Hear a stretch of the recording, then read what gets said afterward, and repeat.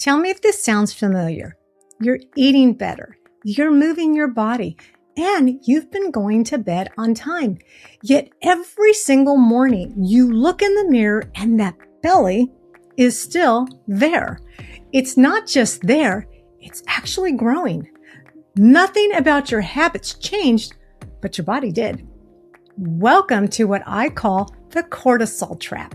And today we're going to break it starting tomorrow morning, because here is what nobody explains. You could be doing everything right and still gain belly fat in midlife, not because of lack of willpower, not because of laziness, because of one hormone that is quietly working against everything you're trying to do. The fix begins in the first 90 minutes of your day. Stay with me. By the end of this episode, you will have a 5-step morning protocol that resets your cortisol for the entire day and gives your body permission to finally let it go. Now, I want to be upfront before we go any further. If you watched my episode on sugar, I'll link that below. You'll know what to remove from your diet. And if you watched my anti-stress morning routine episode, you already know about hydration and breathing. Those still matter. But today I need to take you somewhere deeper, because women who have cleaned all that up, who are eating better, who are doing the breathing, are still struggling with belly fat. And the reason is what I want to explain today. Here is the connection that changed everything for me. Cortisol does not affect all fat equally. I want you to remember this, because the one piece most articles completely skip over, the fat around your belly, what doctors call visceral fat, has 4 times more cortisol receptors than fat anywhere else on your body. 4 times. That means when cortisol is elevated, your belly is like a magnet. Cortisol activates an enzyme in your belly called lipoprotein lipase. That is your fat storing enzyme. And at the same time, it suppresses something called hormone sensitive lipase, your fat releasing enzyme. So when your cortisol is chronically high, your body is flipping a biological switch. Store it here. Don't release. Not in your legs, not in your arms, in your belly. This is why so many of us in midlife see that shift from a pear shape to an apple. Your body is not randomly choosing your belly. It is doing exactly what chronic stress has instructed it to do. That is not a willpower problem. That is a chemistry problem. And chemistry has a solution. Here is something I did not know until I went deep into the research on this. Every single morning, and everybody, there is a natural cortisol event. Researchers call it the cortisol awakening response. In the 30 to 45 minutes after you open your eyes, your cortisol rises deliberately by design. And I want you to hear this clearly. That morning spike is not bad. In healthy bodies, it is supposed to happen. It sharpens your focus. It gets your metabolism moving. It is your body saying, we're ready for the day. Here's the problem. Estrogen acts as a natural buffer to what scientists call the HPA axis, your hypothalamic pituitary adrenal axis, which is your body's stress command center. Think of estrogen as the volume knob on your cortisol response. When estrogen was at its normal level, that morning spike would rise, peak, and then gradually fall down throughout the afternoon, reaching its lowest point around midnight. That is a healthy cortisol curve. But when estrogen drops in perimenopause and menopause, that buffer disappears. The morning spike rises higher than it should. And instead of falling, it stays elevated all day, sometimes into the night. I call this being stuck in survival mode. Your nervous system never gets the signal that the threat is over. It keeps producing cortisol, and your belly keeps storing. Here's the beautiful part. The morning is your most powerful reset window. What you do in those first 90 minutes either extends survival mode or begins to end it. These are the 5 steps. Step 1 is going to feel counterintuitive. And if you are a coffee lover like me, I want to warn you, this one stings a little. Delay your coffee until 90 minutes after waking. Here is the connection. Caffeine spikes cortisol. That is actually how it wakes you up. But if you drink coffee during your natural cortisol awakening response, while your cortisol is already at its morning peak, you are stacking cortisol on top of cortisol. You are amplifying an already elevated stress signal. And later in the day, when the caffeine wears off, cortisol rebounds again. 2 strikes, 2 fat storing events before lunch. I am not asking you to give up coffee. I am asking you to move it. In that 90-minute window, drink water, get your light, do your steps, then enjoy your coffee when your cortisol is naturally declining. The caffeine supports your energy without hijacking your stress response. Can you relate to the morning where the coffee is already brewing before you even had a sip of water? That small shift in timing, that is where a lot of the magic is. Before I keep going, if this is landing for you, take a second, hit subscribe, and drop a comment below. Which of these steps is going to be the hardest? I read every single one of them. Step 2 is now my personal non-negotiable, rain or shine. Get outside within the first 30 minutes of waking up and stay out there for at least 10 minutes. Here's the science. Your cortisol rhythm is directly regulated by light, specifically natural outdoor light hitting your eyes first thing in the morning. When that happens, it sends a signal to your brain, master clock, that sends your entire cortisol curve for the next 24 hours. So why is this important? Because that morning light tells your cortisol when to rise and when to fall. Without it, your cortisol rhythm drifts. It gets confused. It stays elevated longer than it should. Survival mode extended. For women our age, this matters especially because our circadian rhythm naturally shifts as we get older. You may have already noticed you are waking earlier, feeling wired at night when you should be tired. Morning light exposure is one of the most powerful free tools we have for recalibrating that rhythm.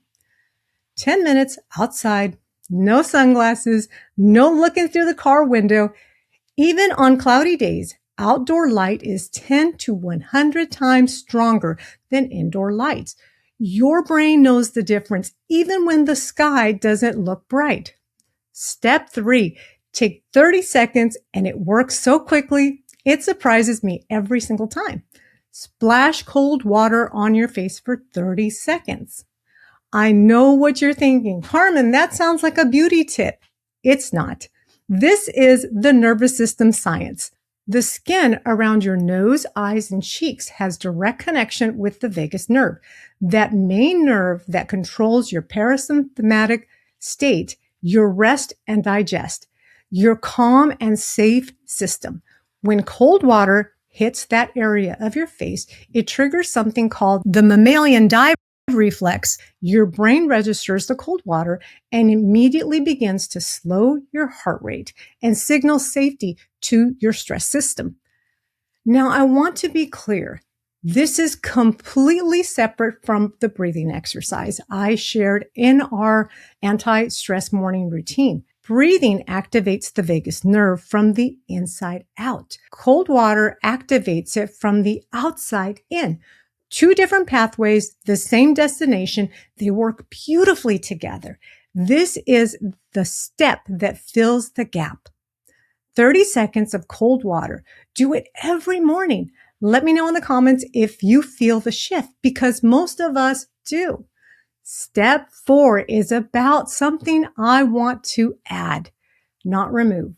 because I have talked about what to cut before. This is about what to build. Eat 25 to 30 grams of protein within 30 minutes of waking up. Here is the connection to cortisol. When you wake up, your blood sugar is at its overnight low. If you skip breakfast or wait too long, cortisol steps in to compensate. It breaks down your muscle tissue to create glucose for your brain, a process called gluconeogenesis that keeps cortisol elevated, and over time, it reduces muscle mass. Why does muscle mass matter so much here? Because muscle is your primary metabolic tissue. The more of it you have, the more efficiently your body uses glucose instead of storing it as fat. Protecting your muscles is protecting your metabolism. Eggs, Greek yogurt, a protein shake with clean protein source, even leftover salmon for dinner. I'm not particular about how I get my protein, just the payload. I'm not a dietitian, and I want to be honest with you. I am simply sharing what research showed me and what has worked. For women our age, a protein-first morning is not just about the scale. It's about keeping the biological system that fights belly fat working properly. Step 5 may be the one that pushes back the hardest. And I want to be honest with you about that. For the first 45 minutes after waking up, keep your phone out of reach. No social media, no emails, no news. Here is why this is a cortisol conversation and not just a mindfulness conversation. When you check your phone first thing in the morning, you are taking your brain, which is still in a partially relaxed state, and floating it to a social comparison, unread messages, other people's urgency, and world events. Every notification is a cortisol trigger. Every inbox with unread emails is a cortisol trigger. Research shows that early morning social media exposure can elevate cortisol for up to 3 hours afterwards. Your entire morning reset gone out the window. I used to reach for my phone before I even sat up in bed. I told myself I was just checking in case something important happened overnight. Can you relate? What was really happening is I was choosing anxiety before I had done a single thing to protect myself from it. Keep your phone on the charger in another room if you need to. Those 45 minutes belong to you. I want to tie all 5 of these steps together because individually they are habits, but together they are more than that. Everything I just shared, the coffee timing, the light, the cold water, the protein, the phone boundary, each one sends a specific physical signal to our nervous system, a piece of evidence. And what your nervous system is listening for every single morning is an answer to the one question: are we safe? That survival mode is at the core. Your body is not storing belly fat to punish you. It is storing it to protect you. It learned somewhere in the chaos of life, the deadlines, the caregiving, the years of putting everyone else first. That resource needs to be saved because the real threat is never really over. These 5 steps are how you begin to answer that question differently. You are not going to reverse years of HPA axis deregulation in one morning. I want to be honest with you about that. But you will begin to shift the patterns. And when your body starts to consistently receive the signal that the emergency is over, the belly fat has less reason to stay. Progress, not perfection. One morning at a time. Here is your starting point for tomorrow. Pick one step, just one. If you were a coffee person, delay it by 30 minutes and work toward 90. If you never go outside in the morning, set your shoes by the door tonight. If your phone is the first thing you'll touch, put it in another room before you go to sleep. One step, one morning, and then the next. Tell me in the comments, which of these 5 is your starting point?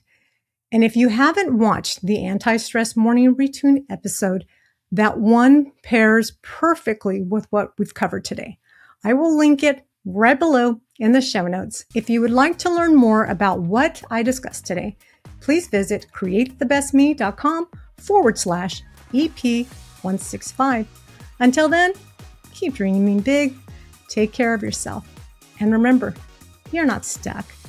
You are just your body's most powerful advocate, and now you have the tools to prove it. Thank you for watching. Catch you next week. Bye for now.